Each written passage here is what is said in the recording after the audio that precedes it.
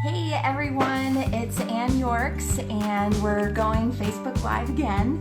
So thanks so much for joining me. I'm really excited to be decorating cookies today because guess what? It is my birthday today. And so I'm excited to be doing my favorite thing on my birthday. I did wake up to my bedroom door being decorated. My husband and girls woke up at 3 o'clock in the morning last night and decorated my door, which was really cool because I do that for them. This is the first time they did it for me. So thanks for joining me. If you don't know, my name's Ann Yorks. I'm from Flower Box Bakery and we're located in Bellefonte, Pennsylvania, and it's noon. So that's what time it is in my time zone. Thanks so much for joining us. Today we're going to be decorating Easter cookies. I cannot believe Easter is a month away, so we're going to do this Easter basket today and this stenciled Easter egg. I'm really excited about the Easter basket because this is a new cookie cutter from Ann Clark Cookie Cutters, and I worked with their design team to create this design. So that was really fun. I feel like their team is pretty awesome. And this cutter is really versatile. So I see an Easter basket. I feel like it could be a fish. I feel like it could be a little boy wearing a king's crown. And maybe even for Halloween, I think it could be a really cute ghost with a scalloped bottom. So I feel like this one's got a lot of shape-shifting potential. Today I'm also decorating the 4-inch Easter egg, but they did just come out with a 3-inch egg, so that's kind of cool to have size choices there. I'm not decorating this Peep Bunny today, but I plan to do a tutorial soon. This is another new cutter from Ann Clark, so love the shape of that one. All right, so check out craftsy.com. You can watch lots of classes, especially cookie classes. And I have 2 out there. Plus, can I tell you guys something? I'm working on a 3rd class. So I'll have more details coming on that soon, but I've been working with their production team and it's gonna be a good one. I'm really excited. All right, so enough chit chat, let's get to the cookies. All right, so we're gonna be working on the Easter basket today and the Easter egg. And I have a platter full of colorful Easter cookies. I did some really simple polka dot cookies with a wet on wet design. I love those. Those are great filler cookies. But we're gonna focus on these 2 today. If you're looking for a little extra inspiration, this rainbow Easter egg video is on our blog post today, so it's a new post out there, so please definitely check that out. All right, so let me get my workspace going here.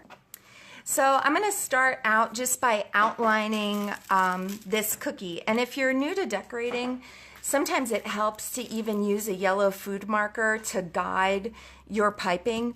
You can also use a projector to outline, but I find it's just faster to freehand. So I'm going to start with this white section first, and I'm just going to pipe that line going across. I have royal icing in my bag, and I have a number 2 tip. And then to help with my scallops, I'm just going to go in and add a couple guide dots. That's going to help me with my spacing.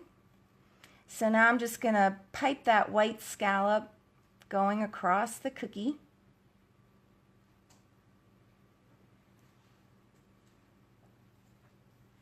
And once I have that on, I'm ready to start outlining the basket area. So I'm just going to bring that line down the side and across. If I get any little icing breaks, I'll just patch those up like that. And then I love this Easter basket design because it has this really cute scalloped base. So I'm going to outline that as well. And I'll set off my Easter egg area. So I'm going to do that center pink egg first. Just go up and around. That one's kind of in the foreground. And then I'll do the yellow and the purple egg as well. I just want to leave a little space on the side for the Easter basket handle. All right, and again, that's all tip number 2s that I'm using there on the Easter egg. Okay, so now we're going to start flooding in, and I'm going to start with the base of that basket first. And I like a nice full cookie, so when I'm flooding in, I don't leave a lot of cookies showing. But with these little scalloped areas, I find that it's really helpful to just tap that icing into place. You can pull the icing up into those peaks there. I'm going to hold off on flooding in the white section and the brown section because I want to just let that icing area dry there. And I'm going to go ahead and flood in that pink egg. All right. Oh, so now we're going to switch to my next. Oh, actually, hold on. Let's add the yellow and the purple as well, and I'll show you the polka dots for that. So I'm using my bottles again today, and there's a tip 2 on these bottles. When I do the polka dots in these Easter eggs, I'm going to size down to a tip number 1.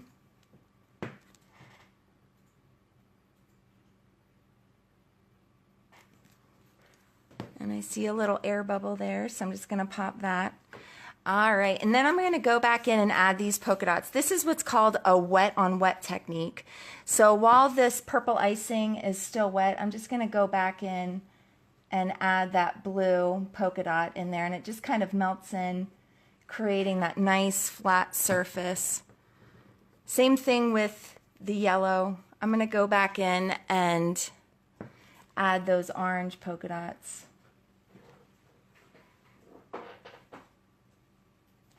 All right, so once I have those flooded in, I am ready to, oh, I need to flood my pink on this one. Sorry, I staged out my cookies, but I'm going to add the pink now.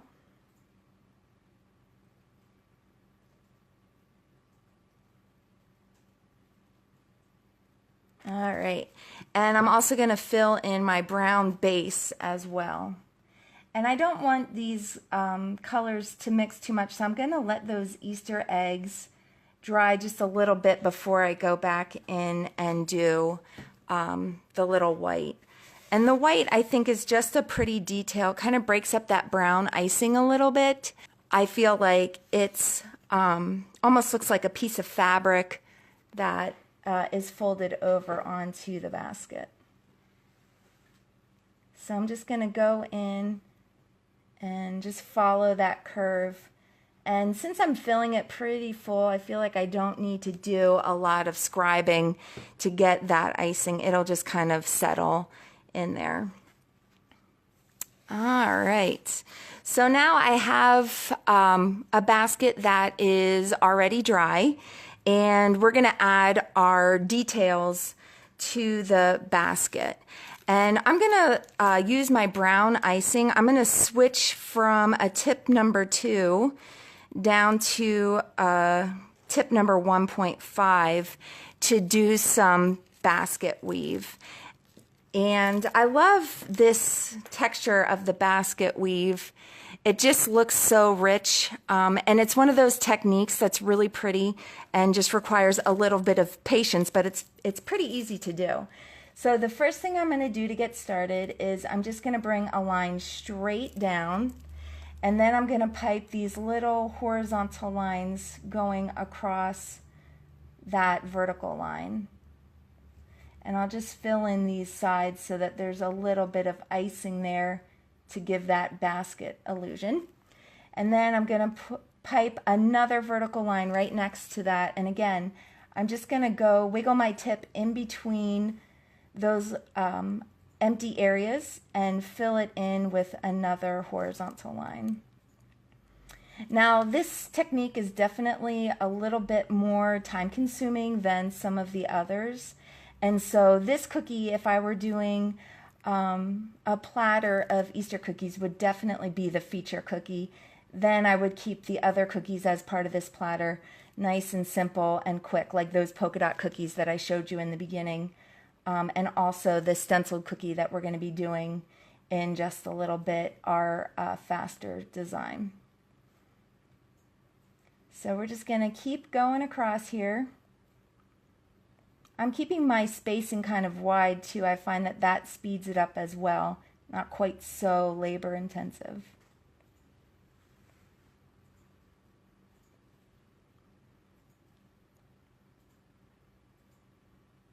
All right. Gonna try to speed this up. This one's good for relieving stress, this repetitive piping. Notice when I pipe the vertical line up at the top, I do go up into that peak area just to kind of fill in all that basket weave and give that texture throughout the entire area of the middle of the basket. All right, I'm almost done. I'm just gonna add in those next couple of lines as best as I can. And then along the bottom, I'm just going to add a little bead border because it adds a pretty detail. So I'm just overlapping some icing teardrops, and it cleans up the seam between the base of the basket and the basket area, and just kind of cleans up those lines. So that's our basket weave, a really pretty looking texture there. I did do 2 baskets that don't have basket weave. This one has just a simple heart, and this one I just piped a couple of lines on there. So you don't have to feel like you need to do all that piping if you want a quicker looking Easter basket. So now I'm gonna add some pink loops, and I'm using Chef Master Food Colors. This is the deep pink color. The other colors that I'm using, I would consider they are pastels. So I'm using all Chef Master colors for those too. I just added white food coloring to those icings to give it a lighter look. And I have listed those icing colors on today's blog post if you want a full list of the colors that I'm using today. All right, so now I'm going to actually add this really pretty handle to the basket. So I switched the tip on my brown to a star number 13. That's going to give those really pretty ridges on the Easter basket. So I'm going to go back in, and I'm just going to pipe a teardrop shape, or a shell as cake decorators would call it. And I'm just going to work my way around the edge of the basket, overlapping those teardrops or those shells as I work my way around. My icing, the brown icing, is pretty stiff because I want it to hold that shape. I really want to see those grooves from that star tip. So I like to have a thicker icing in there just so that it doesn't kind of get blobby on me and you can really see, you know, all those details in there. So we're almost done with this cookie. I just want to add some pretty details to that center pink egg. So I'm sizing down to a tip number 1 on my white. And I'm going to add a pretty little bead border on the top and the bottom. Whoop.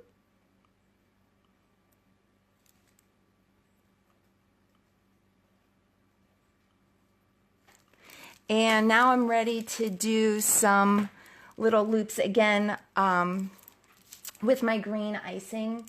I have a tip number 1 that keeps those details nice and delicate and small. And I'm just going to loop those across and touch down. And that is our Easter basket cookie. So I really hope you like this design. It's a lot of fun to do. And there's a couple different variations to create this design. All right, so now we're going to jump to our stenciling project, and we're going to create this really pretty stenciled Easter egg. You might have seen a similar stencil at Christmas time, and And so this is an Easter version of this. There's a lot of detail in here. However, you're going to see how quick and easy it's going to go onto the cookie.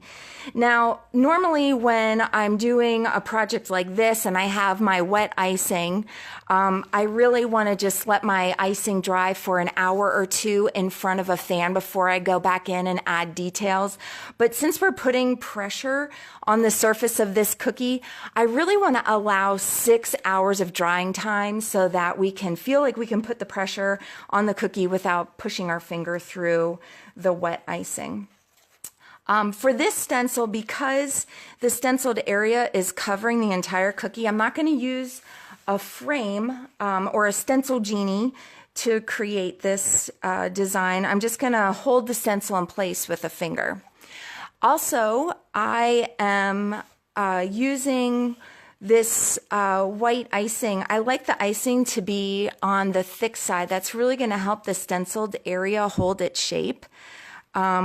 And so I'm actually going to just use the icing right out of the bag, and I'm going to squeeze generously icing onto my scraper. And these scrapers are great because they're really nice and flexible. We carry them on flowerboxbakery.com. They're sold in sets of 3. So now I have my white icing on there, and I'm just going to have an anchor finger on the stencil to hold it in place. Now, when I'm running my scraper across, I don't want to go up against the lines. I want to go with the pattern or with the lines because I don't want to accidentally push any icing up and under that stencil because then it'll sort of make the shape not hold. So I'm going to pass over a couple times and give one more pass just to sort of remove the excess, because I'll show you, I'm going to stencil a second cookie here real quick. And then I'm just going to peel this back almost like a sticker. And you can see that really pretty stenciled area. Now there's a little bit of oozing that happens on the edge of the cookie. And you can just go in with your boo-boo stick or your 2-in-1 tool and just kind of scrape away any of that little excess. Okay. And I like to reuse my stencils. I feel like you don't have to wash them between each project. And so we're going to go ahead and do another cookie, and I'll do a few. If I notice any icing that has kind of found its way onto the other side of the stencil, I'll definitely give it a rinse and dry it real well so that I don't get, icing where it shouldn't be. So there I have my icing stenciled again, and I'm just going to peel that back. And then again, I would just clean up those extra areas. Now, the thing that I love about this stencil is that you can leave it how it is. It's really pretty, or you can use the stenciled area as a guide to add a couple pops of color. So I'm just going to go in and add some colorful stripes on the little eggs. I'm going to add a little purple detail going through the middle there. And that looks really pretty against that background. And it's a lot quicker using this stencil versus having to pipe all those little bunnies and Easter eggs and everything. The stencil really gets the job done a lot faster. So I'm just going to add a little yellow detail.